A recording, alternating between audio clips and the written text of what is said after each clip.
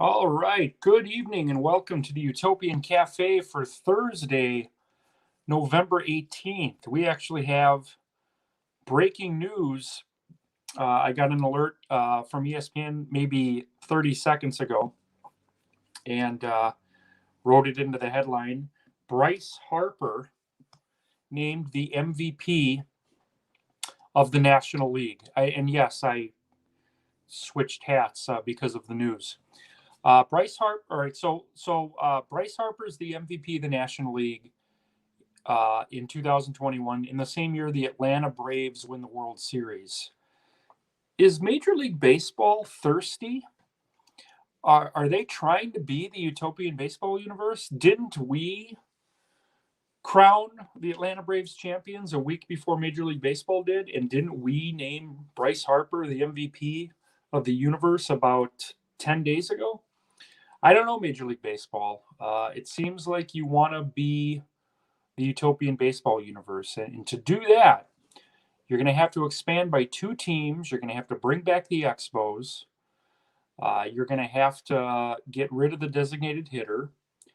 You're going to have to start opening day on Friday, March 25th. You're going to have to realign. And you're going to have to do a lot of things that make the Utopian baseball universe great. One of those things is having great members like you watching, and thank you for watching. This is the Utopian Cafe, which you can see every Monday through Friday at 5:30 Central. So, got a couple other things to get to. Big news. I actually live about 20 miles north of Milwaukee, and the Milwaukee Brewers yesterday won their 3rd Cy Young Award, their first since I've been a baseball fan. They won back-to-back awards in 81 and 82, Raleigh Fingers in 81, Pete Vukovich in 82, and yesterday, Corbin Burns winning the Cy Young. And I have to give a shout out to Greg Matarnowski. Back in March, Greg said that Brandon Woodruff and Corbin Burns were the best 1-2 in baseball. And I disagreed, not because I didn't think they were great. I just thought the sample size was too small. After all, I think Corbin Burns coming into the season had 17, 25 major league starts coming into the season. But yeah, Greg nailed it. Woodruff was really good this year, and Burns wins the Cy Young, just edging out Zach Wheeler, who I actually yesterday, before it was announced, I predicted Wheeler was going to win that award, not just because he's a former Met. He just came up big in some big spots all year, and I thought was a little bit more consistent. Burns had a fantastic year, but it seemed like every 4th or 5th start he got shelled. But congratulations to Corbin Burns on winning the 3rd Cy Young in the history of the Milwaukee Brewers, and Robbie Ray winning the American League Cy Young as a member of the Blue Jays. Now, in the Utopian baseball universe, we don't really have players shifting teams. So Robbie Ray will represent the Arizona Diamondbacks as he did this year in 2022. And if you remember from last year, Corbin Burns was drafted onto the Montreal Expos. He made it through the entire year as the 5th starter for the Expos. He wasn't great, but I think his ERA has earned him a shot next year, and maybe he moves up a little bit in the rotation. The Expos were not very good this year. Steve Rogers fell a little bit. Dennis Martinez struggled. So we might even see Burns move up in the rotation, which will be interesting, which means he'll be pitching against different pitchers, better pitchers, coming up in 2022. So we'll keep an eye on that. Again, Corbin Burns and Robbie Ray winning Cy Youngs. We will see them start the season in the rotations, respectively, for the Diamondbacks and the Expos. If we get word about the American League Cy Young before we go off the air, we'll mention that today. Of course, the finalists are Ohtani. I think it's Ohtani, Guerrero, and I'm not sure about the third one. And watch, that third one will win it. But if I get word on that, or if you guys get word on that, you can drop it in the comments. We can talk about that. I predicted Ohtani. I think he was the face of baseball over the last 12 months. I won't be disappointed or shocked if Guerrero wins it, because he had just a fantastic year. But we'll see if we get that news in the next 10, 15 minutes or so. We'll drop that here and we can talk about that. The manager of the years, I don't think we mentioned yet. Gabe Kapler for the Giants and Norm Cash for the Tampa Bay Rays. So the other thing I wanted to talk about today, the Mets do have a new general manager, Brian Epler. I mentioned it yesterday. I wasn't 100% sure of his name. He's a guy my age. He's known for, I guess, working the last 5 or so years with the Angels. He is the new GM. The Mets have opted not to hire a president of baseball operations, which to me, I still think David Stearns is going to be running the Mets in 1 year. That's now my prediction. The Brewers have declined the Mets' request to interview Stearns the last 2 years. Stearns has 1 year left on his contract with Milwaukee. He grew up a Mets fan. I think David Stearns will be running the Mets next year. They'll, maybe keep Epler. I think they gave Epler a 4-year deal. They'll keep Epler on as GM. I think this year's manager is going to be a 1-year guy. When Houston hired Dusty Baker, I thought he'd be there for a year and then they'd bring back, or Hinch, I think already signs elsewhere. But I thought it was a temporary move just to get a competent guy in there. But Baker's coming back next year. But I don't know. It's tough. It's not I don't think right now it's a great situation in Queens because I think it's taking too long. I mean, I would have liked to have someone in place already. A lot of the guys that the Mets were interested said no. But the biggest name I think that the Mets are considering is Buck Showalter. And again, respect to Buck Showalter. He's a great manager, but he's got to be close to 70. I don't see that as a long-term solution. Maybe they bring him in for a year or two, but who knows? We'll keep an eye on that. Obviously, as a Mets fan, it means a lot to me. So, we'll find out about the American League MVP here shortly, hopefully. Again, Ohtani, Guerrero, and I forget who the third one is. But the Utopian Baseball Universe, the off-season continues to go on here. We mentioned yesterday, December 6th, which is a Monday. We're going to unveil the entire schedule. We're going to give you the entire national coverage, every Xbox game that we have scheduled. We have, again, Xbox this year on Monday afternoons, Thursday doubleheader, 3 and a 6 o'clock game. Late night with the Utopian Baseball Universe is going to debut on Friday. I'm talking like 11:30 Central every Friday night, and then every Sunday morning, breakfast with the Utopian Baseball Universe, 9 a.m. There won't be Xbox on Tuesdays, Wednesdays, and Saturdays. There will be some special presentations throughout the year. We'll get you some Tuesday, Wednesday, Saturday stuff, but to keep it fresh and fun for me, I need to space it out a little bit. So you're going to get different type of content on those days. My talk show, and I know I talk about this every day, but I really want you to check it out, debuts in 19 days, 19 days. Tuesday, December 7th with Dan Byrne. That's going to be a 13-week series. Then we're going to take 13 weeks off and then come back mid-season. But we've got some great guests lined up. Dan Byrne, Gar, Rhiness, you know him as the batting stance guy. Andrew Pfeffer, Jack McDowell is going to be in the show. Peter Gallenbach, David Rubin, Jenny Rusak, and many more people. Very much looking forward to bringing that to you. And then we'll have a regular show with David Rubin featuring all the news and goings on with 401 Sports. And of course, we'll talk baseball because that's why we're all here, is to talk about the game that we all love.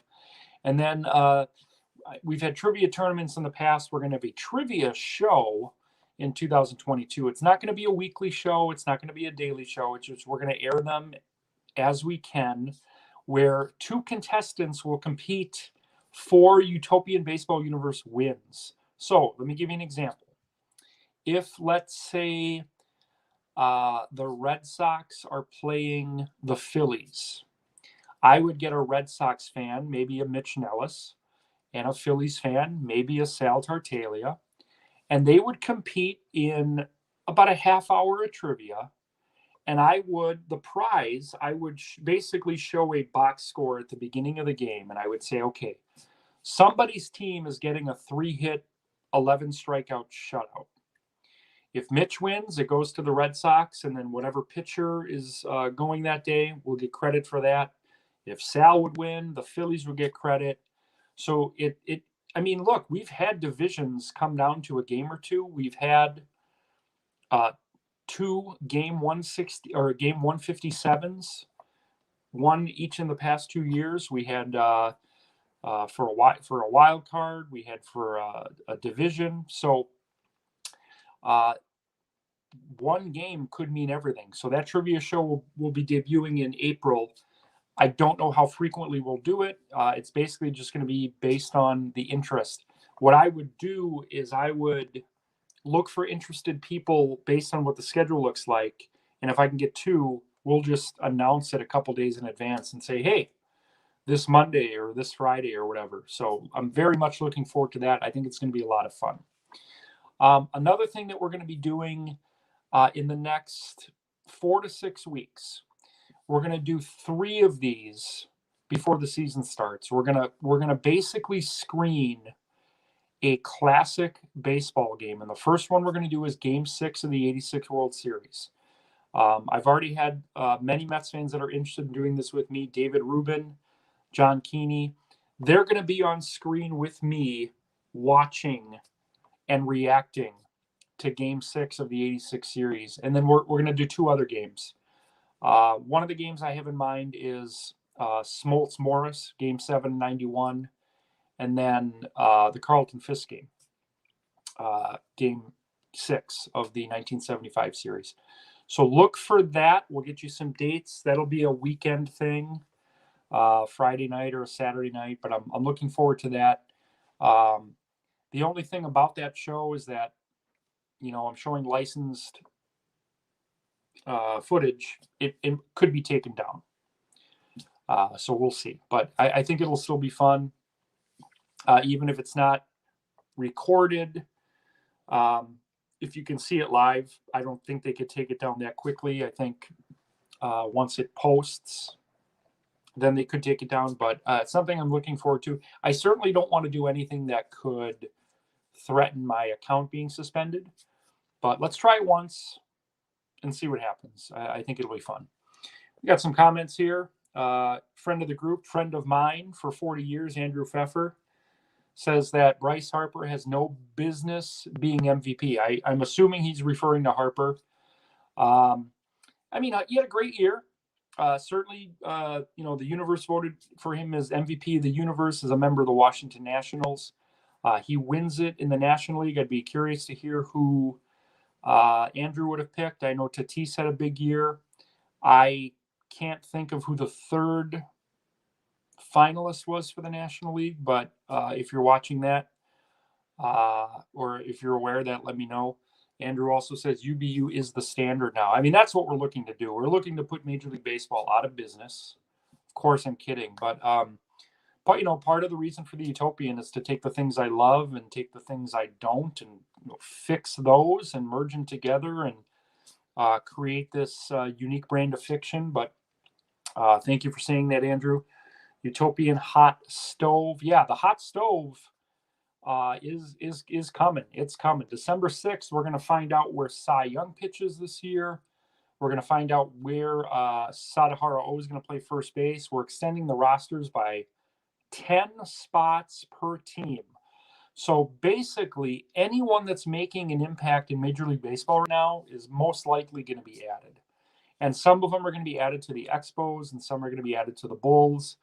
We're going to see an influx of 19th century and early 20th century players coming in from the American Association, from Major League Baseball.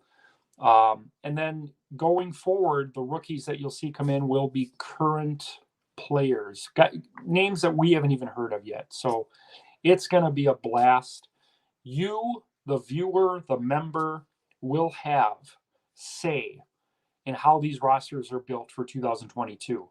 When I do a Brewer show, I'm going to straight out ask Andy, who from this roster joins the Brewers in 2022? An Avisel Garcia, an Omar Narvaez, a Tyrone Taylor. Like, who are we adding? You guys are going to have the say. I've got plenty of Mets fans. I got plenty of Braves fans, Red Sox fans. You're all represented. I can't name one Marlin fan in this group. If you love the Marlins and I've forgotten about you, I apologize.